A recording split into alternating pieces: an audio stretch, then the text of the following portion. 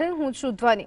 વિદેશમાં નોકરીની લાલચે વધુ એક વખત ગુજરાતી સાથે ઠગાઈની ઘટના બની છે।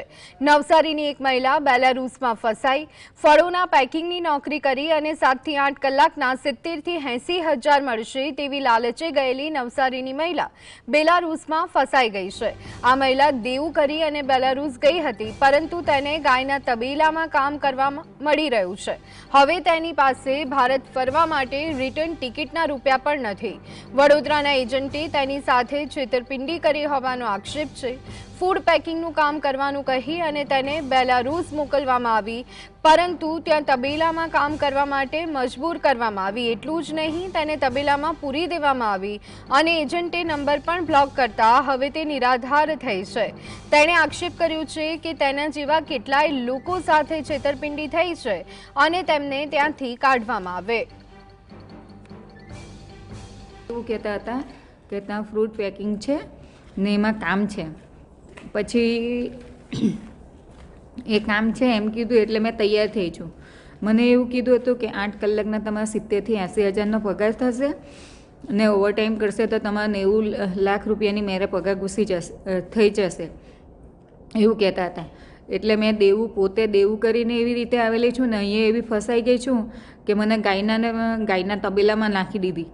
મિક્સમાંથી મને 350-400 કિલોમીટર દૂર નાખી। અહીંયા એવા એટલા બધા ગાવડા પહેણામાં છે ને કે વાત નહીં પૂછે, બધા ફસાયેલા જ છે ને પિયુષભાઈ તુષારભાઈ ને એ બધા એજન્ટ છે।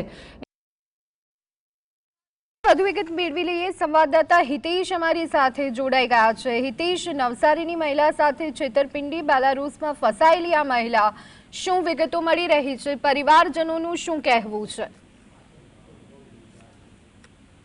દેશમાં કામ કરવાની ગતિને ભારે પડી છે। નવસારીમાં રહેતી એક મહિલાએ સોશિયલ મીડિયામાં કે બેલારૂસમાં ફસાઈ હોવાની વ્યથા વ્યક્ત કરી છે।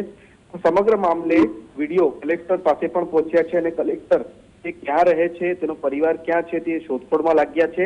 મહિલાને ફૂડ પેકિંગના કામકાજ માટે લાલચ આપવામાં આવી હતી। 70 થી 80 હજાર પગાર મળશે તેવી કહેવામાં આવ્યું હતું। તેવી વાત મહિલાને તબેલામાં નોકરી આપવામાં આવી છે, તેની પાસે શોષણ કરવામાં આવી રહ્યું છે, જેની સમગ્ર વ્યથા તેણે સોશિયલ મીડિયામાં એક વિડીયો દ્વારા વ્યક્ત કરી છે અને તેને બચાવવાની માંગ કરી છે। ત્યારે આ મામલે નવસારી કલેક્ટરે પણ તપાસ શરૂ કરી છે। તે મહિલા નવસારી જિલ્લાના કયા ગામની રહેવાસી છે તે અંગે તપાસ શરૂ કરવામાં આવી છે। મહત્વનું છે કે વડોદરાના એજન્ટ ઉપર આક્ષેપ કરવામાં આવી રહ્યો છે કે તેણે ફસાવી છે, 5.5 લાખ રૂપિયા લીધા હોવાના પણ આક્ષેપ કર્યા છે। જી આભાર હિતેશ, સમગ્ર માહિતી આપવા બદલ।